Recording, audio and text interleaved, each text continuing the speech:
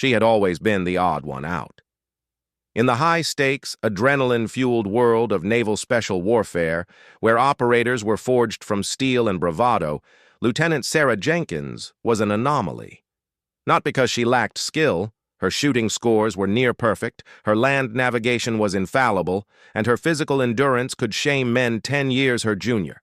No, the issue was simpler and far more primal. She was a woman trying to break into a brotherhood that had no intention of making room for a sister. The men of SEAL Team 7, Black Squadron, didn't hide their disdain. It was in the way they fell silent when she entered the team room. It was in the cold shoulder at the chow hall, the accidental elbows during training evolutions, and the muttered jokes that were just loud enough for her to hear. Their leader, a Commander Jack Magma Harris, was the worst. A mountain of a man with a chest full of ribbons and an ego to match, he saw her presence as a direct threat to the unit's cohesion and legacy. "She's a liability, a distraction," he'd grumble to his senior chief, his voice a low rumble like approaching thunder. "This isn't a place for social experiments. When things go hot, I need to know the guy next to me has my back, not be worried about this." The "this" he referred to was simply her existence. Sarah was acutely aware of the scrutiny. Every push-up, every timed run, every tactical movement was performed under a microscope. She couldn't just be good. She had to be flawless. One mistake, one moment of weakness, and she wouldn't just be failing herself. She'd be proving them all right. The 6-month workup was brutal, and they were constantly in the field, humping heavy packs through the dusty, scrub-brush-covered hills of the Naval Special Warfare training grounds. The days bled into one another, a relentless cycle of physical exhaustion, tactical drills, and the constant, gnawing chill of isolation. Sarah felt like a ghost in their midst, present but unseen, a silent partner in a dance where no one would take her hand. The incident, when it came, was as mundane as it was explosive. They had just completed a grueling 12-mile ruck march under the scorching California sun. The team staggered back to the barracks, a column of sweat-soaked, filthy men. The air in the locker room was thick with the smell of salt, dirt, and exhaustion. Groans and the clang of metal water bottles filled the space as they began the ritual of peeling off their heavy gear. Yes, Sarah had learned to navigate this space with a calculated efficiency. She had her routine down to a science. She'd grab her go bag, find the most isolated corner near the showers, and change with the speed of a NASCAR pit crew. Speed was her armor. The less time she spent in this testosterone-soaked environment, the better. But today, exhaustion had dulled her senses. Her muscles screamed in protest. Her mind was foggy from dehydration, and her focus was solely on the relief of getting the 50-pound pack off her shoulders. She unhooked her hip belt, shrugged off the pack, and reached for the hem of her sweat-soaked t-shirt, pulling it over her head in one fluid motion. She then grabbed her towel, a small, worn piece of fabric, and turned toward the showers. She didn't see the loose thread on the bench. Her foot caught. And for a horrifying, time-slowing second, she stumbled. Her arms flailed, and the towel, clutched loosely in her hand, slipped from her grip and fluttered to the dirty floor. For a heartbeat, there was absolute silence. Then, a slow, deliberate whistle cut through the air. It came from Petty Officer Miller, one of Magma's most loyal sycophants. "Well, well, well," he drawled, a cruel smirk twisting his lips. "Looks like the view just improved." A wave of snickering rippled through the room. Sarah froze, her back to most of them, her face burning with a shame so intense it felt like a physical blow. She was clad only in her sports bra and shorts, her body, lean and corded with muscle, exposed to their jeering gaze. She squeezed her eyes shut, willing the floor to open up and swallow her whole. "Hey, Jenkins!" Another voice chimed in, the dripping with false camaraderie. "Forget something. Maybe your dignity?" The laughter grew louder, uglier. It was the sound of a pack scenting blood. Sarah felt a tear of pure frustration prick at her eyelid, but she furiously blinked it back. She would not give them that. She would not cry. She bent down, her movements stiff and mechanical, to retrieve the towel. But before her fingers could touch the coarse fabric, a new sound cut through the mockery. It was a sound they all knew. The sharp, commanding clap of a senior officer's hands. "That's enough!" The voice wasn't a rumble. It was a detonation. Commander Jack Harris stood in the doorway to his adjoining office, his face a mask of cold, terrifying fury. He hadn't been part of the march. He had been reviewing op orders. The laughter died instantly. It choked off as if someone had pressed a mute button. Harris's eyes swept the room, and the men who had been laughing moments before suddenly found their bootlaces or the cracks in the floor absolutely fascinating. He didn't say a word to them at first. Instead, his gaze landed on Sarah, still half-crouched, her knuckles white as she finally grabbed the towel and clutched it to her chest like a shield. He gave her a single, almost imperceptible nod. It wasn't warm, but it wasn't hostile. It was an acknowledgement, a command to stand tall. She straightened up, her jaw tight. Harris then turned his full attention to his men. He walked slowly into the center of the locker room, his presence filling the space. The air grew heavy. "I have spent the last 12 weeks watching you people," he began, his voice dangerously low. "Why, I have watched you train. I have watched you bitch and moan. And I have watched you act like a bunch of goddamn children." He stopped directly in front of Miller, who had suddenly gone pale.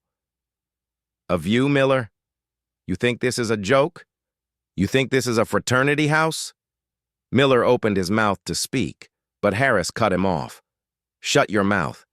You are naval special warfare operators. You are held to a standard that most human beings can't even comprehend. And you just failed that standard. Not on a shoot-house course, not on a timed run. You failed it right here in this room with your pathetic, small-minded behavior." He stepped back, addressing the entire room. "You want to know why she's here? It's not because of some quota. It's because she can outshoot every single one of you sorry sons of bitches. It's because on the last land nav course, while you were getting lost, she was the one who found the checkpoint and called it in. It's because she can carry a 200-pound man out of a kill zone, which is more than I can say for some of you who can barely carry your own egos." He pointed a thick finger at them. "You think this life is about being a tough guy? It's about being a professional. And professionalism starts with how you treat the man or the woman standing next to you. You have disrespected a fellow operator. You have disrespected this uniform, and you have disrespected me." The silence in the room was absolute. The mockery was gone, replaced by a thick, suffocating shame. Harris turned back to Sarah. She was still holding the towel, but her posture had changed. Her shoulders were back, her chin was up. The vulnerability was gone, replaced by a steely resolve. He met her eyes again.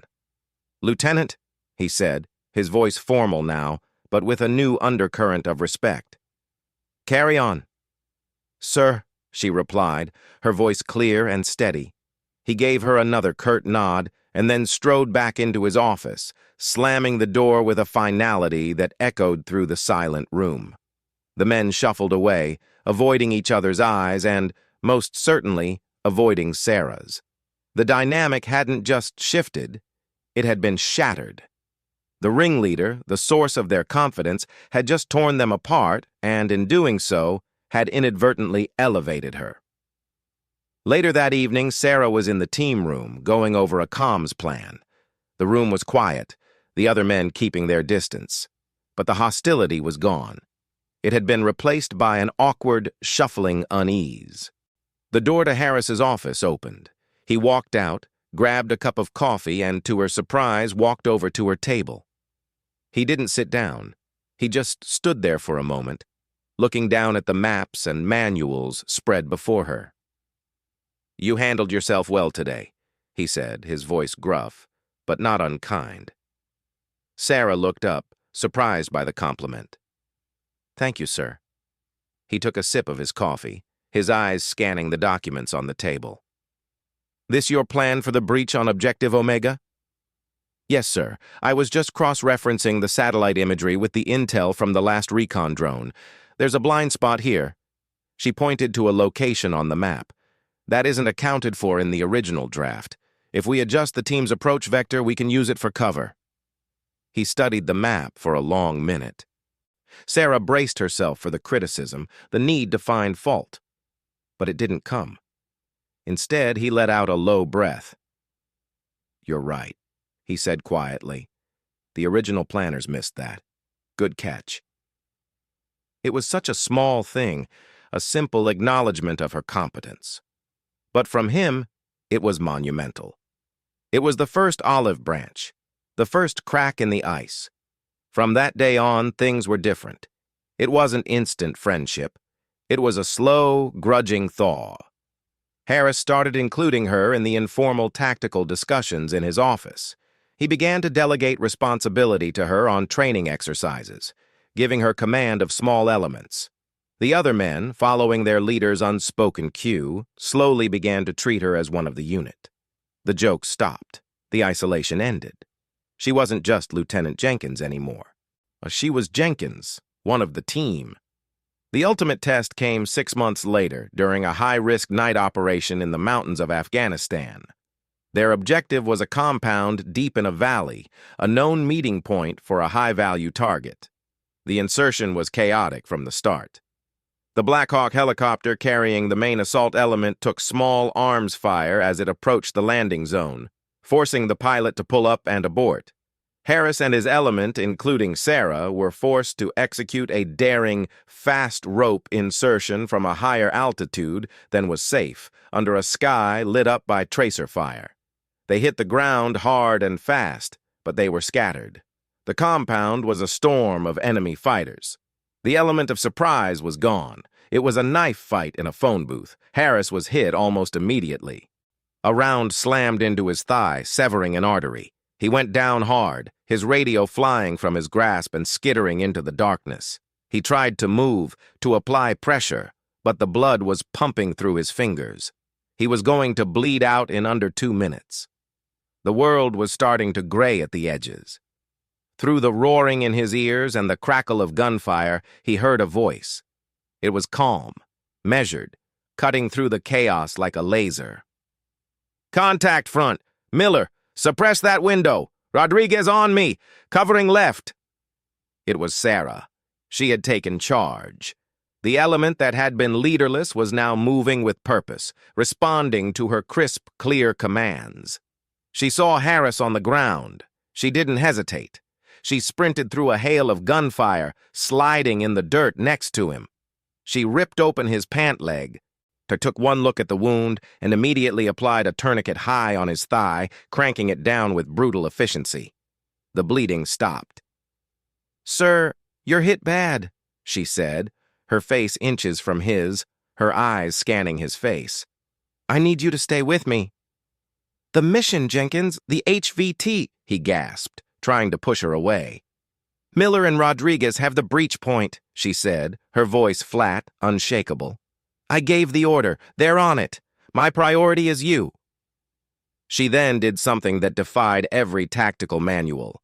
She grabbed him, a man nearly twice her size, and with a surge of strength born of pure adrenaline and months of relentless training, she hooked her arms under his and began to drag him backward, toward a rocky outcrop that provided minimal but life-saving cover. Bullets kicked up dust around them. She didn't flinch. She just kept moving, her breath coming in controlled, even grunts. He watched her through a haze of pain, his head lolling. He saw the concentration on her face, the utter disregard for her own safety. He saw in that moment what he had been too blind to see before. He wasn't looking at a woman proving a point. He wasn't looking at a social experiment. He was looking at a SEAL, a warrior, someone who, when the world went to hell, put her body between the enemy